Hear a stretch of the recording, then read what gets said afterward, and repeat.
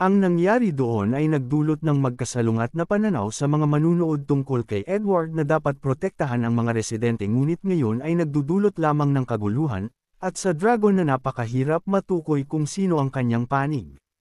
Hindi rin makatayo ng tahimik ang explosive fist at nagpasya siyang makialam. Nagtipon ng lahat ng lakas sa kanyang kamao, sinuntok niya ang malaking water monster ngunit hindi ito nagdulot sa kanya ng anumang partikular na pinsala. Punong-puno ng basa mula sa mga patak ng tubig na umuulan sa kanya pagkatapos ng atakeng ito, sinabi ni Zinnia na sa pamamagitan ng pagsasama-sama ng kanilang mga pagsisikap, nagawa ng tatlong hero na masubitan ang water monster. Kasabay nito, abala ang dragon sa kanyang kalaban, gumawa ng ilang hampas sa hangin. Nagpadala siya ng 100 air blades patungo sa kanyang kalaban. Ang Black Dragon naman, sinubukan niyang labanan ang mga atakeng ito gamit ang kanyang buntot ngunit isa sa mga blade ang tumama pa rin sa kanya, na nagdulot ng malaking pinsala. Hindi napigilan ng dragon na samantalahin ang pagkakataong ito at, ginawa ang kanyang kamao na isang bloke ng bato, sumugod siya patungo sa kalaban. Pinanood niya ang kanyang mabilis na papalapit na kamatayan ng malaki ang mga mata sa takot. Nang makalapit ng sapat sa Black Dragon, nagbigay ng malakas na suntok ang dragon diretso sa kanyang dibdib.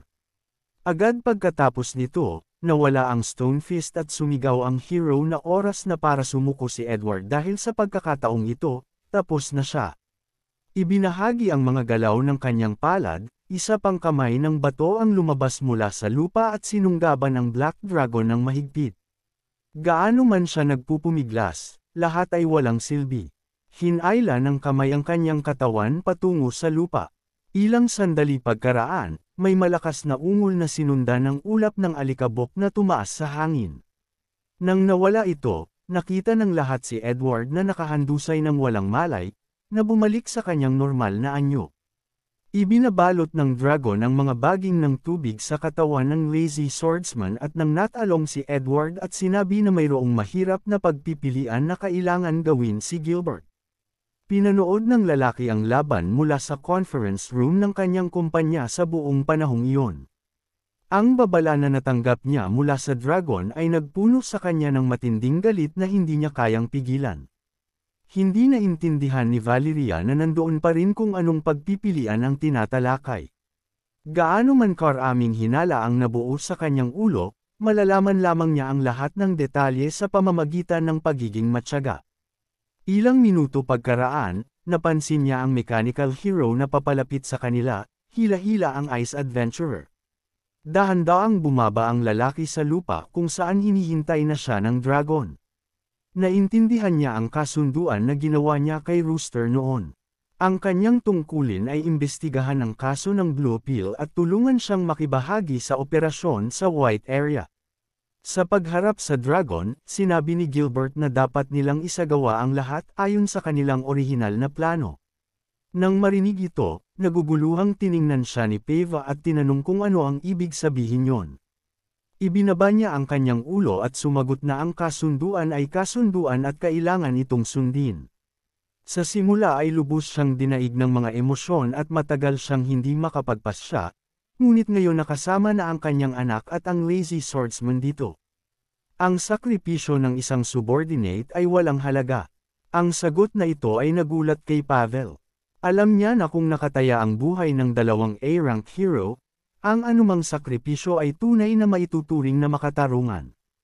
Habang hinahaplos ang balikat ng binata, sinabi ng lalaki na mamamatay siya bilang isang tunay na hero na nagprotekta sa kanyang mahahalagang kasamahan, ngunit hindi ibinahagi ng Ice Adventurer ang hanggarang ito at sa sandaling pinakawalan siya ni Gilbert, nagsimula siyang tumakbo. Gayunpaman, sa sandaling umabot siya ng ilang hakbang, lahat ng kanyang mga limbs ay naputol. Sa parehong sandali, pinanood ng lahat ang malupit na eksenang ito ng may takot. Pinanood ito ni Austin sa pamamagitan ng binoculars nang may masayang ngiti sa kanyang mukha. Sinabi niya na dapat matagal nang ginawa ito ng kanyang ama at hindi na pinapatagal pa ang sitwasyon. Nakita mismo ng binata kung paano tumatakbo sa kanyang mga braso ang bagong elixir of abilities. Nakatayo sa likod nila, hindi ibinahagi ni Amelia ang kagalakan sa malungkot na kapalaran ng kanilang kasamahan. Samantala, lumapit ang mechanical hero sa nakahandusay na katawan ni Pavel, ganap na hindi pinapansin ang lahat ng kanyang mga tanong. Binuhat ng lalaki ang kanyang katawan at inihagis ito sa paanan ng dragon, hindi pinapansin ang kapalaran ng kanyang subordinate. Binalingan niya ang hero at tinanong kung bakit siya, dahil wala naman siyang ginawang masama sa kanilang organisasyon, kung saan sumagot ang dragon na kung talagang ganoon ang tingin ni Pavel, nagkakamali siya ng husto. Dahil sa paggamit ng droga at pagpatay sa mga sibilyan, maaari siyang ikategorya bilang isang villain ng walang gaanong investigasyon, kung kanino nakikipag-ugnayan ang mga judge. Nang matanggap ng mechanical hero ang kanyang anak at ang lazy swordsman kapalit ni Pavel, inihayag niya na naalis na niya ang Ice Adventurer mula sa kanyang organisasyon at ipinauubaya niya ang natitira sa dragon. Nang akmang magpapalam na sila sa isa't isa, narinig nila ang hysterical na tawa ni Pavel mula sa gilid, na umakit sa kanilang atensyon. Sa mas malapit na pagtingin, napansin ng dragon ang gulo na anyo ng binata. Sa sumunod na sandali, isang malakas na pagsabog ang narinig sa lugar kung saan siya nakahandusay, ngunit nagawang tumalon ni Gilbert at ng dragon sa gilid. Nang mawala ang makapal na usok, lumitaw sa harap nila si Pavel na sa kanyang sariling kapangyarihan ay ibinalik ang kanyang naputol na limbs at galit na nagtanong kung paano siya maghihiganti sa kanila sa ganoong karumal-dumal na pagtrato sa kanya. Nang hindi inaalis ang kanyang tingin sa kanyang mga offender, sinabi niya na ang pinakaangkop sa kanyang palagay ay hayaan silang mamatay dito at ngayon. Sa pagtingin sa dragon, iminungkahi ni Gilbert na magkaisa sila at alisin si Pavel. Voluntaryong tinanggap ng clone ang kanyang alok. Aktibo ang kanyang kakayahan sa pagmamanipula ng apoy, ipinatawag niya ang isang malaking phoenix. Nagdulot lamang ito ng tawa sa Ice Adventurer at itinaas ang kanyang mga kamay sa itaas ng kanyang ulo. Sumigaw siya na sapat na ang kanyang kapangyarihan sa yelo upang gawing estatwa ng yelo ang halimaw ng apoy.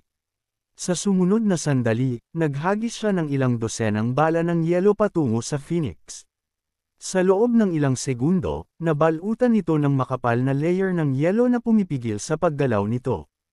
Walang sinayang na oras, lumapit si Pavel sa rebulto ng Phoenix at ginawang talam ng yelo ang kanyang kamay, pinutol ang ibon ng apoy sa dalawa. Pagkatapos nito, tiningnan niya ang dragon at sinabi na napakahina nito. Pagkatapos ay inatake niya ang mechanical hero na nagtaksil sa kanya, naghagis ng ilang parehong mga bala ng yelo sa kanya. Hindi gumalaw ang lalaking may matigas na mukha mula sa kanyang pwesto sa pagkakita ng panganib na papalapit sa kanya.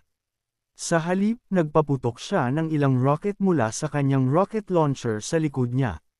Lumipad sila patungo kay Pavel at, nang maabot ang kanilang target, sumabog, lumikha ng isa pang ulap ng usok at alikabok sa hangin.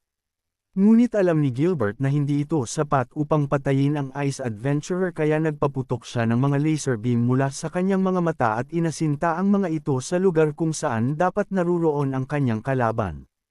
Tama ang kanyang mga kalkulasyon at umatake siya sa mata ng lalaki na nagdulot sa kanya ng pagsigaw sa sakit. Hindi kinaya, nawalan ng malay si Pavel at bumagsak ng walang lakas sa lupa. Ang dragon na nanunood sa gilid ay nakaramdam na mayroong bitag sa kung saan. Hindi siya makapaniwala na madali lang matalo ang kanilang kalaban. Nang lumapag siya sa tabi niya upang suriin kung buhay ang binata, pinigilan siya ni Gilbert na lumapag sa tabi niya. Sinabi niya na hindi na kailangan iyon dahil naisip na niya ang lahat. Biglang, nahuli ang atensyon ng dragon sa asul na likido na dahan-daang umaagos sa baluti ng Ice Adventurer. Tila napansin ang presensya ng iba, gumalaw ang likido patungo sa kanya. Nagawang mabilis na mag-react ng dragon at tumalon pabalik sa ligtas na distansya sa gilid, hila-hila ang mechanical hero. Ngunit hindi basta-basta papakawalan ng kakaibang slime ang kanyang mga biktima kaya nabuo mula dito ang ilang tentacles pa. Ang mga dulo nito ay nababalutan ng matutulis na ngipin. Agad nilang nahabol ang mga hero, binabalutan ang kanilang mga katawan at ginagawang hindi sila makagalaw. Tiningnan ni Gilbert ang dragon ng nalilito at tinanong kung ano sa impyerno ito.